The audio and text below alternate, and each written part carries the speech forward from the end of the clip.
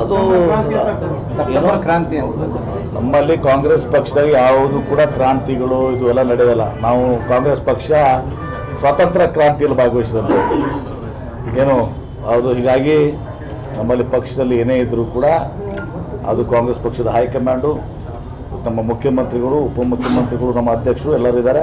ಕಾಲಕ್ಕೂ ಕೂಡ ಏನೆಲ್ಲ ಆಗಬೇಕು ಅನ್ನೋದು ಹೈಕಮಾಂಡ್ ತೀರ್ಮಾನಗಳು ಮಾಡ್ತಿರ್ತದೆ. ಹೀಗಾಗಿ ಯಾವ ಕ್ರಾಂತಿನೂ ಇಲ್ಲ, ಯಾವುದನ್ನು ಕೂಡ ಇಲ್ಲಿ ನಮ್ಮ ರಾಜ್ಯದಲ್ಲಿ ಆಗುವಂಥ ಪ್ರಶ್ನೆ ಇಲ್ಲ. ಅದು ಯಾವ ರೀತಿ ಅರ್ಥದಲ್ಲಿ ಅವ್ರು ಹೇಳಿದ್ದಾರೆ, ಯಾಕಂದ್ರೆ ಅವ್ರು ಹಿರಿಯರು, ಅವ್ರು ಯಾವ ಅರ್ಥದಲ್ಲಿ ಅದನ್ನು ಹೇಳಿದ್ದಾರೆ ಅದು ಗೊತ್ತಿಲ್ಲ. ಅದು ಸಹ ಅದನ್ನು ಅವರೇ ಅದನ್ನು ತಿಳಿಸ್ಬೇಕು, ಯಾವ ಅರ್ಥದಲ್ಲಿ ಹೇಳಿದ್ದಾರೆ. ಹಿರಿಯರು ಸರ್ ಏನಾದ್ರು ಮಾಹಿತಿ ಗೊತ್ತಿದೆಯಾ ಸರ್?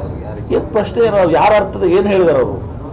ಬರೀ ಕ್ರಾಂತಿ ಆಗ್ತದೆ ಅಂತ ಹೇಳಿದ್ರು ಅಂದರೆ ಏನೋ ಜನತಾದಳದವರು, ಬಿಜೆಪಿಯವರು ಭಾಳಷ್ಟು ಜನ ಶಾಸಕರು ಕಾಂಗ್ರೆಸ್ ಸೇರುವಂಥದ್ದು ಆಗ್ಬೋದು. ಅದನ್ನು ಕೂಡ ಒಂದು ಕ್ಷಿಪ್ರ ಕ್ರಾಂತಿನೇ ಅಲ್ಲ.